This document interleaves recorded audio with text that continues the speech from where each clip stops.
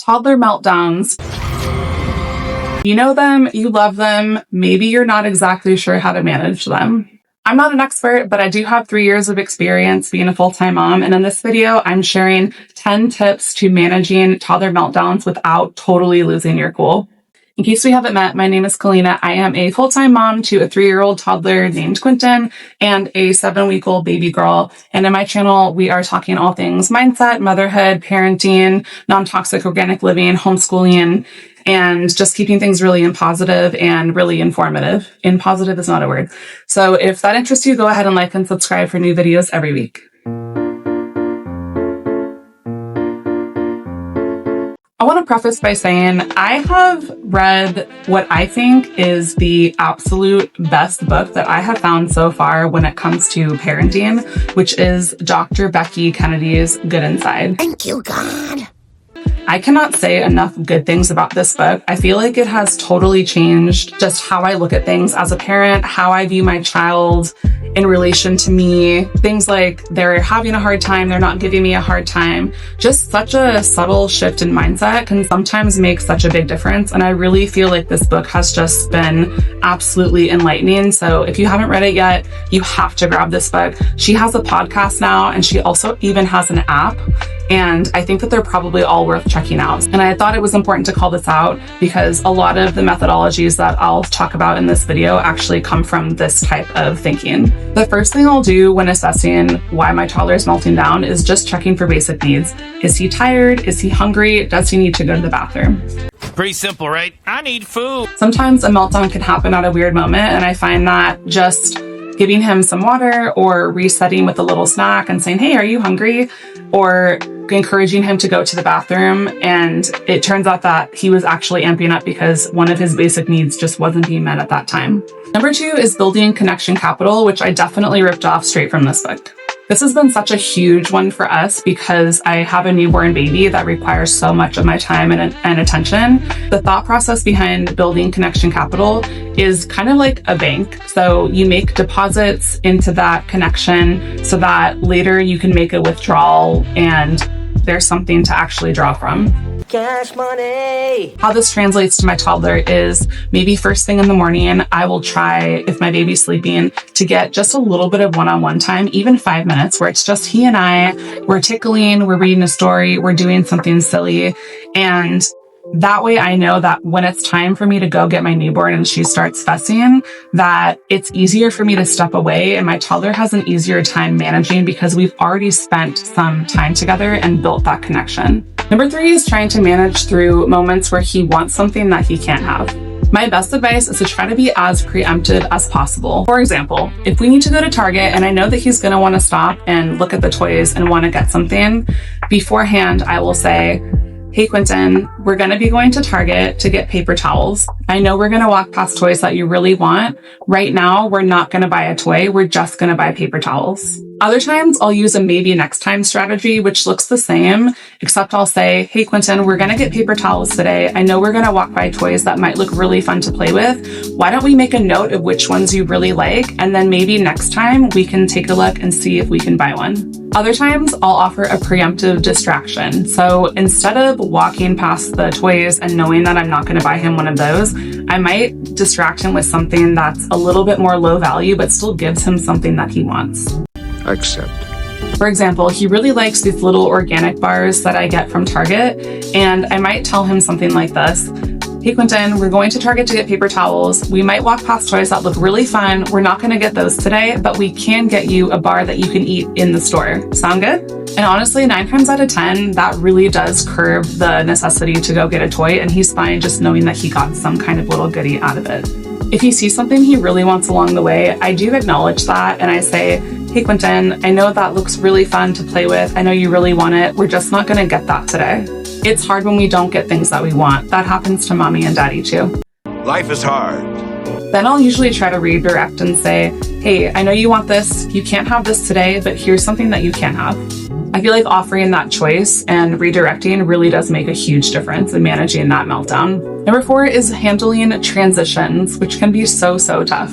He's at the park, he's playing, he's swinging. The last thing he wants is to hear me say, hey, Quentin, now it's time for us to go. Of course he's gonna melt down because I'm making him do something that he doesn't wanna do. I don't want to go.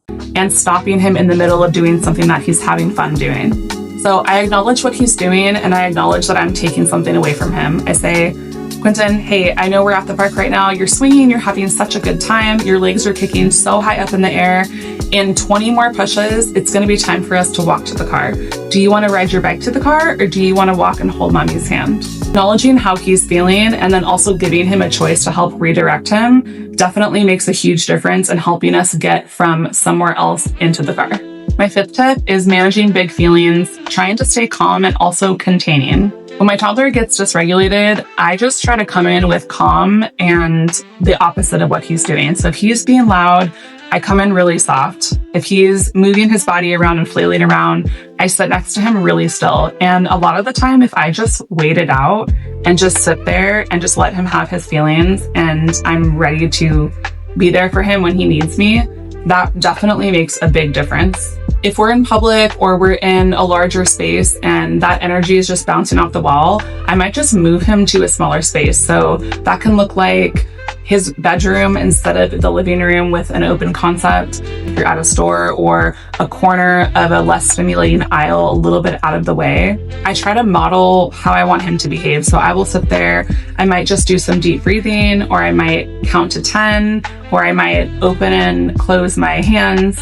I'll acknowledge how he's feeling. Hey, you're mad because of this. Do you want to stomp 10 times with me or do you want to do 10 deep breaths? Acknowledging how he's feeling and then giving him an option or even demonstrating options on how he can express those feelings safely and productively is a huge, huge help. Number 6 is just establishing a physical connection.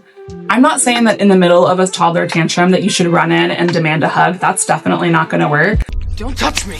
But maybe a preemptive hug before you know something's going to happen, or offering a hug once they're a little bit more calm has been really helpful for me.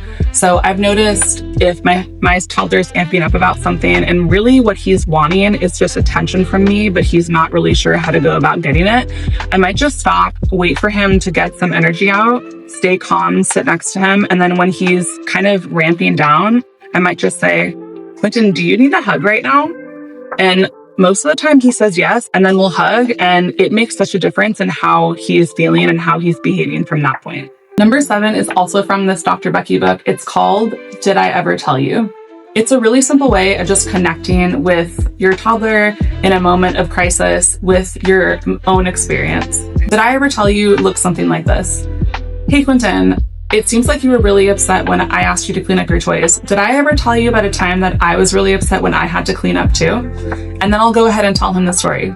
It takes the shame out of why he was feeling the way that he was about his own situation, because I'm showing him that I've also felt the same emotions in a similar situation before, and I'm an adult. Number 8, I absolutely love. It is using independence as motivation. What I mean by that is instead of me trying to get him to do something, I know how much he values independence and being able to do things himself. So I will ask him if he wants to do something. Instead of me saying, hey, bud, it's time for a bath, I might say, hey, bud, do you want to put the toothpaste on your toothbrush all by yourself tonight? It really works well, especially if it's something that he's interested in or if it's a new skill that he's learning to develop. Number 9 is a post-mortem talk. After things settle down, I find that it's really helpful to talk about what just happened and do a debrief. I'll just ask, hey, can you tell me what made you feel upset? He'll share his experience with me and maybe it ended in kicking. And I'll say, okay, kicking hurts mommy and we both know that that's not the way to get what you want. What can we try next time? I am already full of regrets. And then we'll brainstorm some things that we can do differently the next time. I feel like that really helps because it's walking through and validating that what he experienced was real and that we both experienced the same thing together. And then it's also giving him an option and things that he can choose from to do something differently the next time in a calm environment that's not just in the middle of his tantrum. Number 10 is, I think, most important. It's really just managing your own mindset as a parent. That's the best way to manage toddler tantrums. If nothing else, if you can just stay calm through a meltdown, no matter what it's about, no matter where you are, that's a huge, huge win. Because eventually it will pass. You have more patience than your toddler, and if you can just wait them out, then their energy will match your energy and they will start to regulate based on how you are reacting. Having a mantra to tell yourself to in moments that are hard, or even having a mantra that you say aloud so that your kid can hear you, is also really helpful. So for me, that can look something like, he's not giving me a hard time, he's having a hard time. Direct quote from this book, by the way. Or, this is temporary, it will pass. Their feelings are in their body, not in your body. One day you'll think back on this moment and laugh. Whatever it is, just have a mantra or two handy, because it really does help to pull one of those out of a hat in those tough moments, just to keep yourself sane. If you're not able to stay calm and you really just need to release some frustration of your own, you should definitely do that, but make sure that you're doing it in a way that you're conscious your toddler is going to learn from. I'm watching you.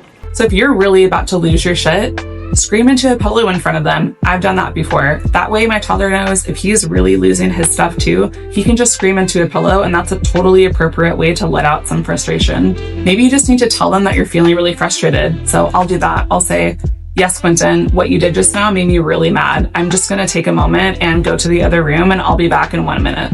Maybe what happened is just too frustrating and upsetting to bear, and you just need to tag team your partner for the moment. So I'll do that as well. I'll just get up, I'll walk away, and I'll just tap my husband and say, you're up. Good luck with that. And he'll go in and manage. And he does the same for me. And that keeps us from doing something that we'll definitely regret later. Managing toddler meltdowns are not fun. They are so challenging and so frustrating for anyone, even the best, most well-rested parent on the planet. And I'm hoping that these 10 tips have made that journey just a little bit easier for you, and just knowing that you're not alone in trying to figure it out. Thanks again for watching, and I'll see you in the next one.